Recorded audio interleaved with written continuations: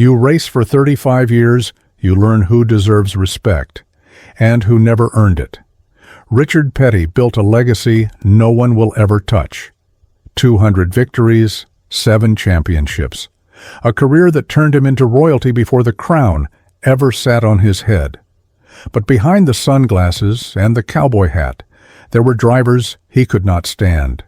Men who disrespected the sport he built, who pushed him when he showed restraint, who crossed lines that should never be tested. At 76 years old, the king breaks his silence. 3 names, 3 rivalries, and the truth Petty kept buried for decades. Before we reveal the 3 drivers Richard Petty could not stand, we need to understand the weight this man carried.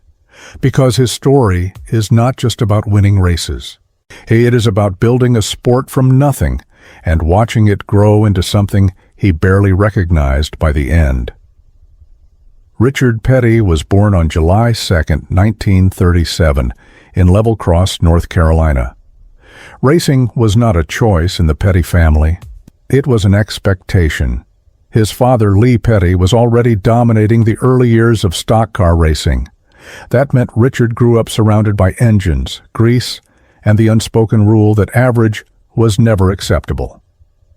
He entered NASCAR in 1958 at just 21 years old.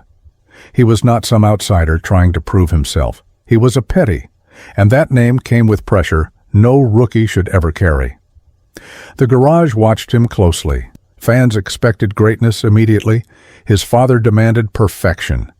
Richard had no room for mistakes. He delivered anyway. By 1964, Petty won his first Daytona 500. By 1967, he won 27 races in a single season, a record that still stands today. The number 43 Plymouth became the most feared car on any track.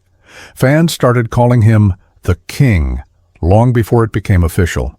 His presence alone changed how competitors raced. If Petty showed up, everyone knew there would be no easy laps that day. 200 career victories, 7 Cup Series championships, more poles, more laps led, more dominance than any driver in history. He won at super speedways like Daytona and Talladega. He won at short tracks like Martinsville and Bristol. He won on road courses. He won everywhere.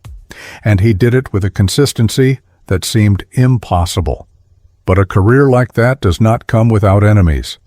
Petty raced in an era when drivers settled disputes with bumpers, not lawyers. Contact was expected. A respect was earned through restraint and skill. And when someone crossed the line, Petty remembered. He did not forget disrespect. He did not forgive reckless moves. He kept a mental list of drivers who tested his patience too many times. Some competitors challenged him cleanly, some pushed harder than necessary, and a few disrespected the sport itself, treating the track like a demolition derby instead of a battleground built by men who risked everything. Petty was known for staying calm. He wore his sunglasses. He kept his voice steady.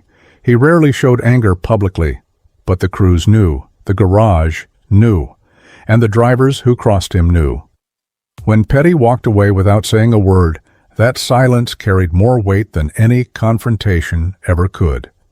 At 76 years old, Richard Petty has nothing left to protect. No sponsors to worry about, no races to win, no reason to stay silent. The 3 drivers on this list are not just rivals. They are the men who disrespected his legacy, pushed him beyond patience, and made him race with an edge sharper than anyone realized. These are the drivers Richard Petty hated the most. Number 3, Bobby Allison. Bobby Allison raced like every corner owed him something. He shoved his way into gaps that barely existed. He closed doors without hesitation. And when his car met Petty's, it was never gentle.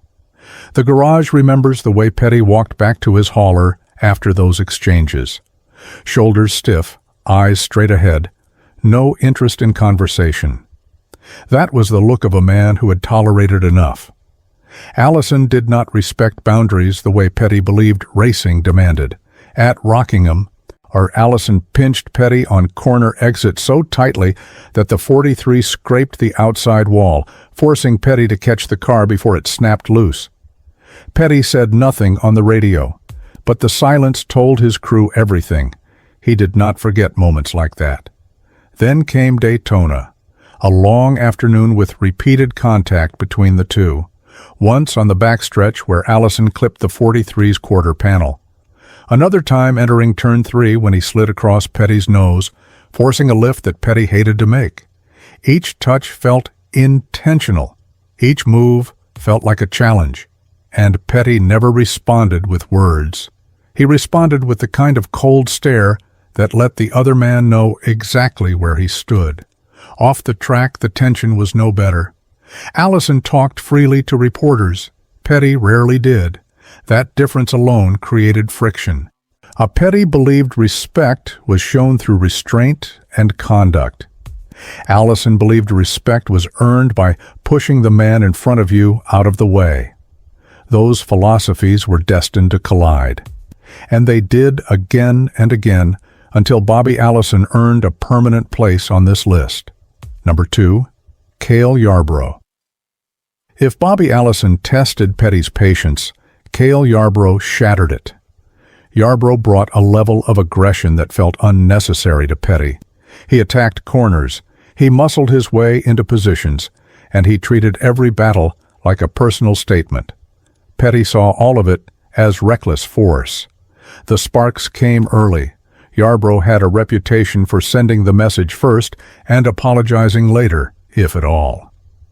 At Darlington, he slid up the track and forced Petty to take evasive action that nearly put the 43 into the wall. The crew waited for Petty to radio his reaction. He said nothing. That silence was sharper than anger. It meant Yarborough knew exactly what he had done. Then came North Wilkesboro. Yarborough dove under Petty entering Turn 1, a move that was either brilliant or reckless, depending on who watched it. Contact sent Petty drifting up the groove.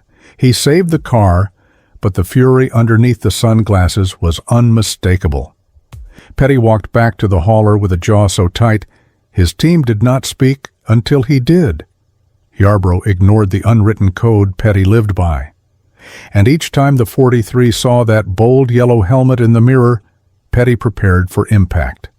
Number 1, Darrell Waltrip.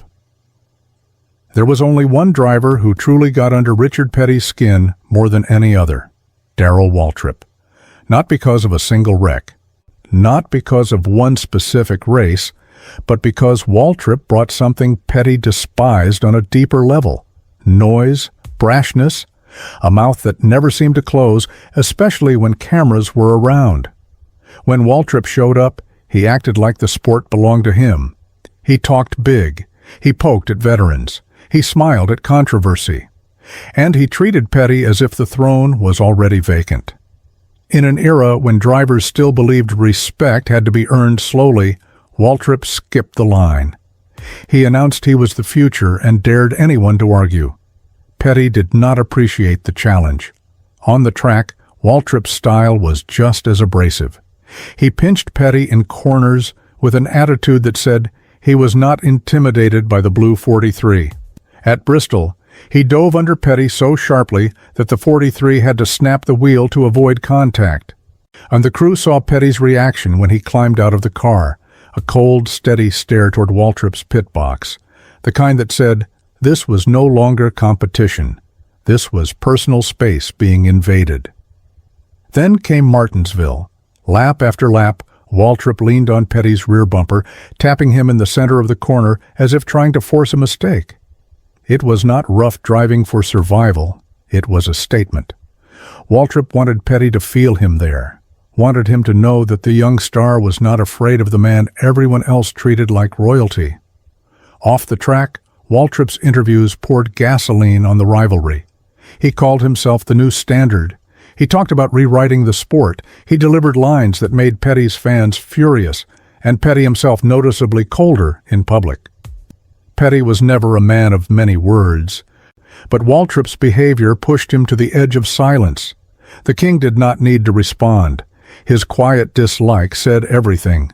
This rivalry was not about talent. Waltrip was fast. It was not about records. Petty had more.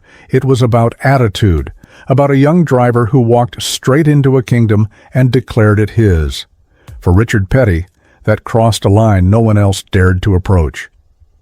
Waltrip disrespected not just Petty, but the foundation of everything the king had built. And in Petty's world, where respect meant everything, Darrell Waltrip became the one name that stayed with him longer than any championship ever could. The one driver who earned the top spot on a list Petty never wanted to make public, until now.